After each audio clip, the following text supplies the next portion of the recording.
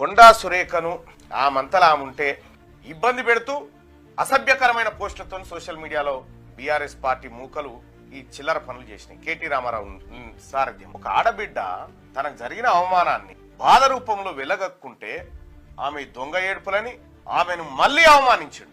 మళ్ళీ అవమానిస్తే కొండా సురేఖ గారు ఎవరైనా కూడా ఉప్పు కారం తిన్న బిడ్డలు పౌరుషంగల బిడ్డలు కదా, పద్మశాలి బిడ్డలు. నీ సంగతి ఏంది, నీ కథ ఏంది, నువ్వు చేసిన చరిత్ర తెలియదా అని చెప్పి ఫోన్ ట్యాపింగ్ వ్యవహారంలో జరిగినటువంటి కొన్ని అంశాలను ఆమె బయట పెట్టంగానే కేటీ రామారావు ఏం చేసిండు తెలివిగా తప్పించుకొని అక్కినేని నాగార్జున కుటుంబాన్ని ముంగడ పెట్టిండుగా.